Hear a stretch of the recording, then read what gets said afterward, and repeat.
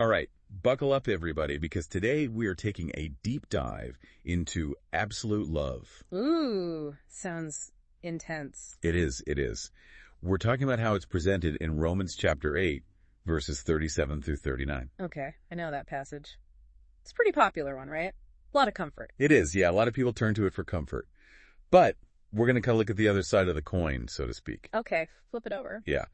Because, it grapples with some really intense idea. We were talking about God's wrath and judgment against sin. Heavy stuff. Yeah, no kidding. So where are we going to find all this? What are we looking at? Well, our guide for this deep dive is the sermon, and it's titled Okoye. All right, I'm intrigued already. Oh, and let me tell you, this speaker does not hold back, at all. Yeah, he starts off with poetry. Then he even sheds a jacket at one point. What, like it gets too hot? The message is just that fiery. Wow, starting with poetry and ditching the jacket. That's certainly one way to grab the attention. I'm really curious to see how this dramatic flair plays into the theological arguments. Yeah, for sure. And one of the first things he does is bring up this analogy to absolute value in math. Oh, okay. And he says, no matter how negative a number is, inside those absolute value bars, it becomes positive. Right, right. And he uses this to illustrate the unchanging, the unconditional nature of God's love. But I'm not sure if I'm totally convinced. It's definitely a striking image, I'll give him that. But yeah, I see where you're hesitant. I mean, does it oversimplify things a bit? Is it implying that God just ignores or cancels out the negative, the sin, rather than actually dealing with it? That's it. That's exactly what I was thinking. Yeah, I think that's something we definitely need to keep in mind as we go further. For sure. And speaking of complicated, we go from this math analogy straight into condemnation. Like, whoa, talk about emotional whiplash. Whoa, he's not messing around. No, he is not. Oh. He's like, condemnation represents God's opposition to sin, that it's necessary because his nature is perfect and just. Okay, so it's not about God being vengeful, but about upholding a moral order, trying to keep a cosmic balance or something. Yeah, that's how I see it. But that leads us to a question that's, challenged theologians for centuries. Which is? How do you reconcile a loving God with a God of wrath? How do those two things coexist? Yeah, the age-old question. And then, as if on cue, the speaker brings up that exact question. No way. He actually says, how do you combine wrath and love? And I'm just like, my brain is melting. I bet. He doesn't offer an easy answer, does he? No. He actually drops this bombshell reference to Mark 15.34. Refresh my memory. Where Jesus is on the cross and he cries out, my God, why have you forsaken me? Oh, wow. He went there. Right. Talk about a gut punch. Yeah, he's not pulling any punches. I mean, that moment on the cross, it's probably the most difficult thing to reconcile with the idea of a loving God. I think so. This cry from Jesus, yeah. It really encapsulates the central paradox of Christian faith, How can God, who loves us so much, allow this kind of suffering, even for his own son? Yeah, that's the question. It's a tough one. It is. And the speaker, he doesn't try to give us a simple, pat answer. He admits that it's a mystery. It's hard. Okay, but he doesn't just leave it there, right? No. He tries to frame it all within the context of this overwhelming, this all-encompassing love of God. I see. So how does he describe it? Well, get this. He talks about the length of God's love, encompassing life and death, present, future. He talks about the height, reaching angels and all creation, high and low places. It's like he's building this case for love so vast that it can hold even this seeming contradiction. Okay, so it's not just about making us feel all warm and fuzzy. Oh. He's painting this picture of a love that's woven into the very fabric of existence. That's a great way to put it. This love that holds everything together, even and maybe especially in those moments of pain and brokenness. But I don't know, is that really enough to resolve the tension? That's the question, isn't it? And it's one we'll need to keep wrestling with as we go deeper into this sermon.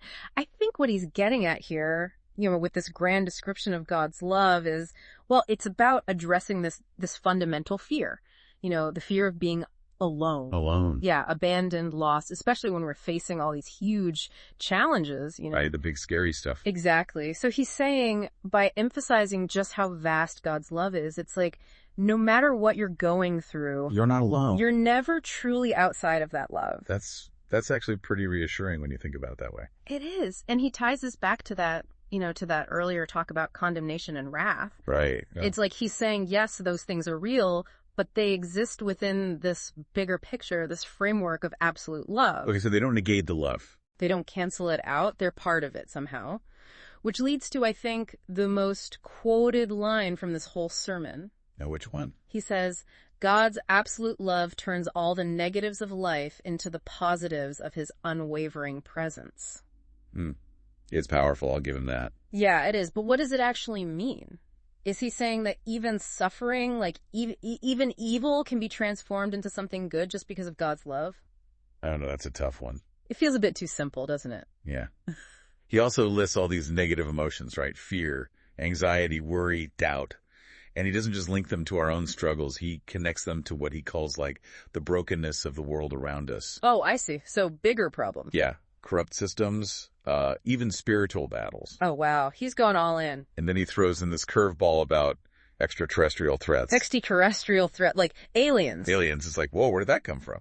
I don't even know what to say to that. It feels like he's trying to validate every single fear under this banner of God's love conquers all. Right, but does adding all that stuff in really make the message stronger?